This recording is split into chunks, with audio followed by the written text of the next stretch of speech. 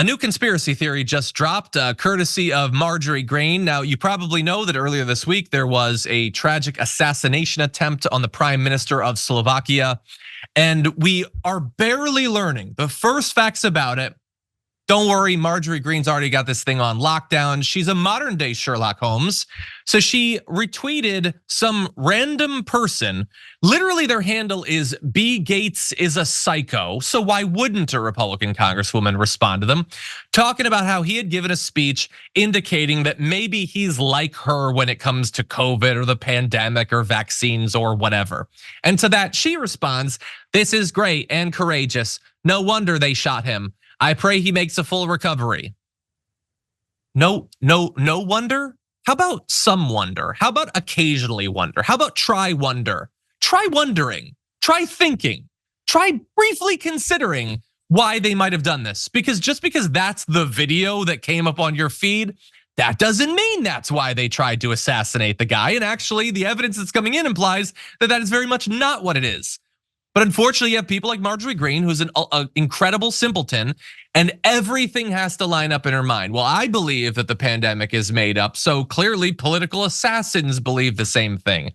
Like, yes, he apparently was questioning the WHO creating this international pandemic accord. That who's they?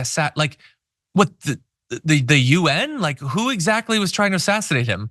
Like, they're trying to set up something to benefit Slovakians. I get that you don't think that medicine is real or whatever, and you think people should get sick and a lot of them should die. They thought maybe fewer deaths would be a good thing.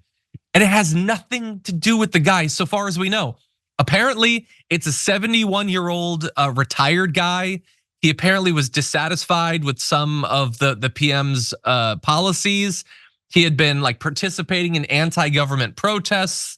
You know, she's generally quite supportive of those. We'll see if she comments on that part here.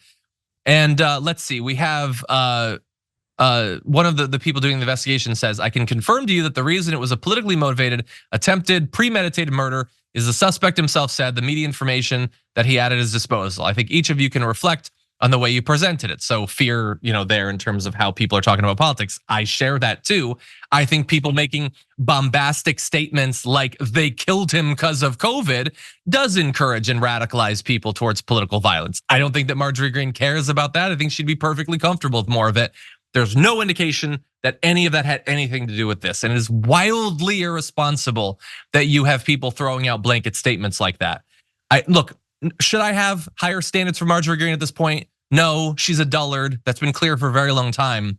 But this is the sort of just casual conspiracizing that does result in more political violence.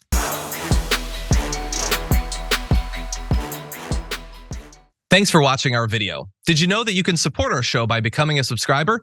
Just click the subscribe button and also ring the bell so that you get notifications when we're live or when we post new content.